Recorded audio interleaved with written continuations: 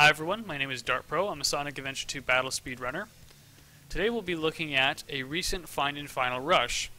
Now there was already a Final Rush skip before the recent discovery, but it was extremely risky. It's in the world record run. If you watched it by Talon, then you'll probably be familiar with what he does, or at least you'll have seen it. It is a very complicated set of gravity manipulations that result in you going through two death planes and making it to the end. It is very, very sketchy, very tricky, very risky, and so it's very, very, very not for beginners. The recent discovery, which I'll be showing you today, is far, far more consistent, far friendlier to do if you're looking for a mid 40 or a sub 40 time. And it works basically in the same way, is that we're going to bend gravity and move around death planes to get to the end of the level. But it just works in a bit of a different way. It is 10 seconds slower because we have to go around a death plane rather than between them.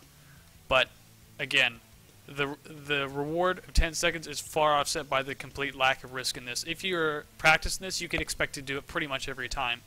So in my mind, it's totally worth it. And it's a pretty good skip to learn, again, if you're looking into those mid 40 times. So first of all, let's have a look at how this works. See if I can get it done.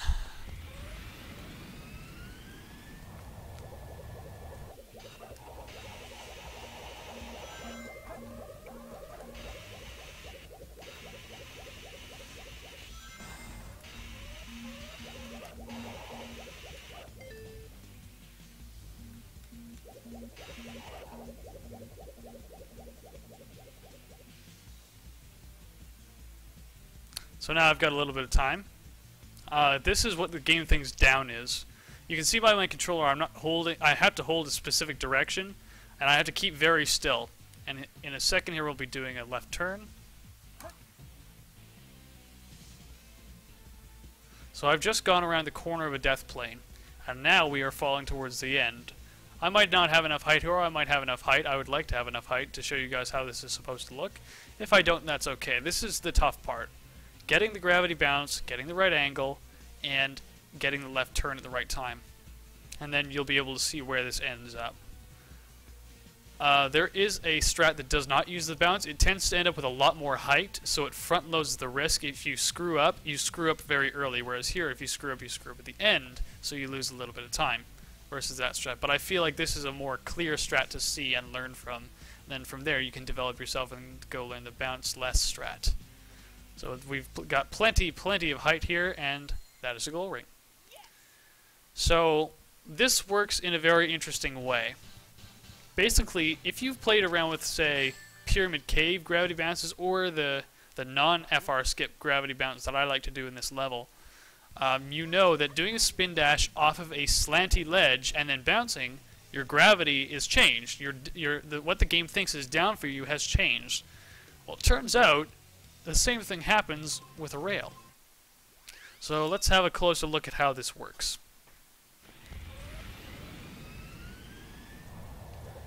So I'll progress up to that same rail where you saw me jump off.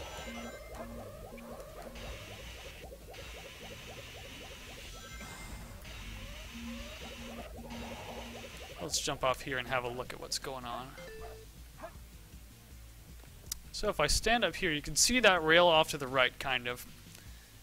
It starts off straight, dips to the right, and then far, and then down, and then flattens out again before turning left. That rail is going to act like our slanty surface that we would spin dash off of in Pyramid Cave or wherever your favorite gravity bounce is. Now, what we need to do is get our gravity so that we head that direction, over there, because that will take us along the edge of the kill plane, so that we don't have to worry about it killing us. We can go around it and then turn at the appropriate time to get to the end. So, in order to get the most sideways gravity, we have to jump off at the most sideways point. And if you look at those couple rotating rings, right in there is where the rail is most vertical, where if you jump off, your gravity will be the most sideways. And that's what you want. You want your gravity to be as sideways as possible. And there's a reasonably wide gap where you can jump off. So it's fairly forgiving there, which is why I like it. Now, when you jump off the rail, what you're going to want to do is pause for just a moment, just wait for a moment, and then bounce. Now what you're going to need to do is, as you bounce, you're going to want to hold the control stick up and to the right. I can't really show you now or Sonic will go crazy. But as you bounce, if you're holding up and right, or even directly right, you want to also hold the left button. So you spin the camera around this way. And what that will do is it'll reset the camera to sort of go along with your gravity. And if you do that, Sonic's movement will cause the camera to suddenly snap around on you. And as it does that, you need to slide the control stick along the upper edge of your limit of motion around the upper edge of the control stick area to up and to the left. Now, this sounds easy when I say it.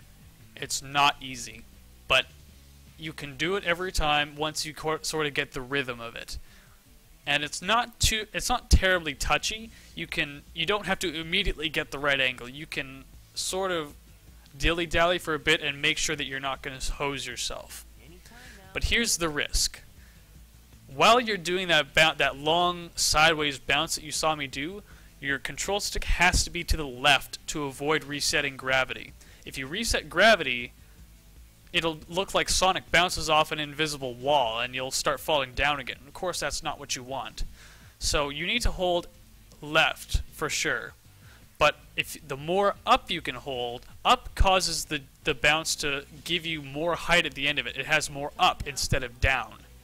So you get more distance out of it, you get more height out of it. So the real trick here is striking a balance between holding left on the control stick enough that your gravity doesn't change, and up enough that you get the distance and the height that you need at the end of it. And it's very touchy, but there's some good news here. There's a mark you can use. So I'm going to do this as fast as I can. If you look behind Sonic's blue trail as he bounces, there's a tower with a red and yellow square on it. I'm going to put that trail of Sonic's directly on that red and yellow square. And that is exactly how much up and left I want. That's exactly perfect for us. So if I can do that.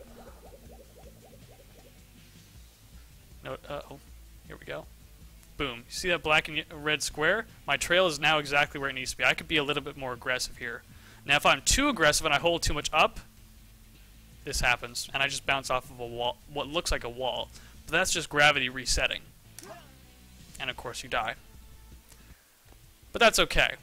I showed you what I wanted to show you. And that's that it is pretty touchy where you need to go. But if you use that marker of the red and yellow square and put Sonic's trail right in the middle of that bottom yellow square on the tower in the background, your angle is just right on the control stick. You're good to go. If you go higher than that, it will reset your gravity. If you go lower than that, you can still get away with it, but you won't have as much height as you might want. And that's the trouble. At the very end of the jump, you need as much height as possible.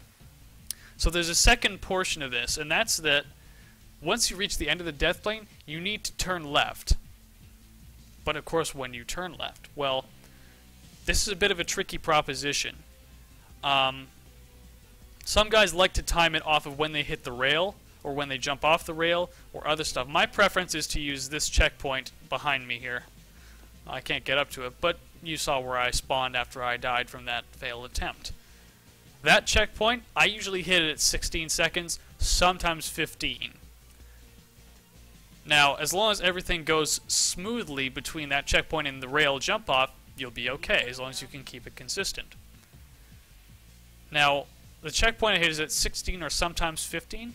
I always do my left turn at 39 seconds. So there's about 23 seconds between that checkpoint and the jump off. Some guys do 18 seconds after they jump off the rail. It just depends when you're comfortable looking up at your timer. And that's what we go off, is the timer in the upper left. So when it says 39 seconds, I know I have to turn left.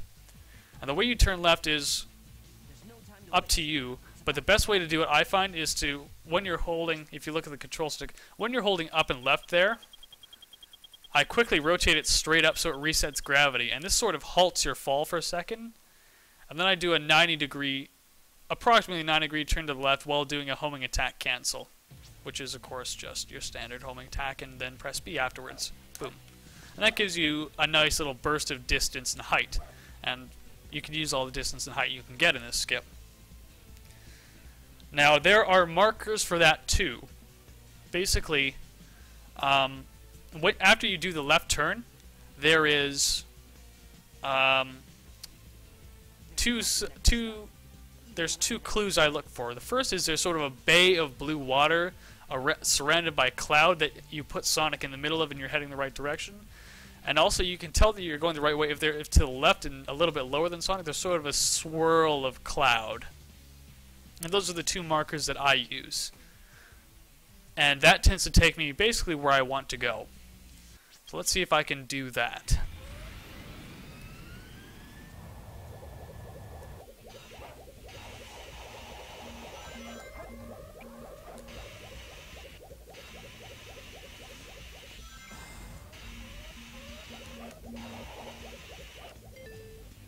You saw 16 seconds.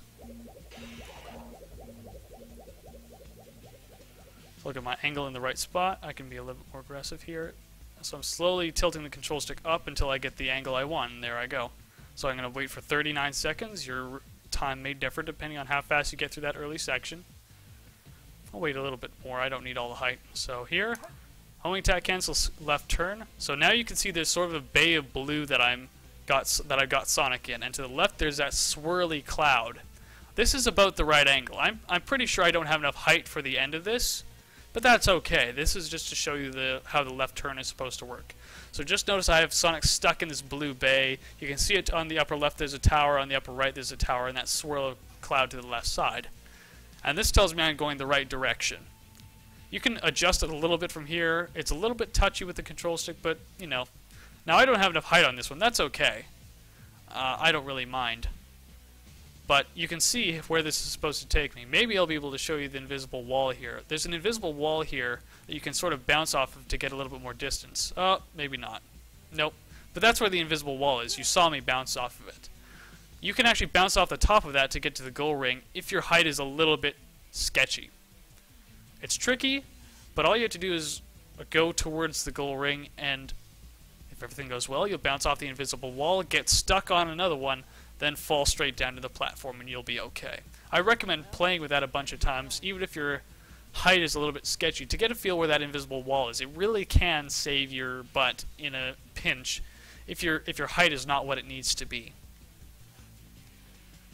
So basically what that all adds up to is you need to have a really steady hand during that bounce, and you really need to know where that left turn is. If you're slower getting to this checkpoint, if you get there at an 18 or a 20 or a 30, you're going to need to make your left turn the same amount later. It's, for me, again, 23 seconds after the checkpoint, but you may have to tweak it. If you do it too soon, if you turn left too aggressively, too soon, or your left turn is not very good, you may hit the death plane. You may not have fully gotten past it. And so you'll just die immediately after the left turn starts. For me, that usually happens at 44 seconds, but again, your times may change a little bit. And that tells me that I was too aggressive turning left. There's another kill plane that's just before those three purple cylinders. That is if you're too far to the left approaching those cylinders. That's why I approach them from the right. If you approach them from the right and then later on sort of close in, center yourself up, and go straight for the goal ring, I tend to find that you have a lot better luck than going to the right around the cylinder. You can go straight through the cylinder. You saw me do it that first time. And so those aren't actually solid. So if the straighter line you can draw from yourself to the goal ring, the better off you'll be. The biggest challenge in this is not really getting the gravity bounce. It's not really getting a left turn that doesn't kill you. It's getting enough height. You have to get this practiced enough where you know where the death plane is. You're confident enough in your angle that you can get it. You have to be confident in your left turn that you know, okay, I'm past the death plane. I can turn left now, and I can get all of the height and distance that I need. If you wait too long on the left turn, you'll run out of distance. Like, you'll run out of height. You are slowly falling down with that sideways bounce. And if you go past the left turn, it'll start taking you away from the goal ring. So you'll need to travel more distance with less height. It doesn't go very well. There's some wiggle room, but you really want to give yourself the best chance possible and really learn where that left turn has to be without killing yourself. But that's a basic overview into how this trick works. Like I said, there is a bounceless variation of this, but it's not faster. it just changes where the risky part of this trick is. Typically the fall is much easier because you have much more height and you don't have to worry about a good angle. But the jump off I have found is harder, but that's just for me. Some people say it's easier. I haven't put a lot of time into learning it yet because I don't feel it's worth a non-time game when I'm already consistent at this particular strat. But again, you may want to look into it. I know Jokernaut and A Mustache are currently using those bounceless strats, and they have their own methods, and I recommend looking into them if you don't find that this bounce strat works very well for you. But if it does, have fun going fast. That's pretty much all I have for now on this trick. I hope some of that helped, but if not, you can always catch me on Twitter, and I don't mind asking questions, or if you see me on stream, I can do my best to help you out if you just ask in chat. But other than that, keep it fun. Have a good day.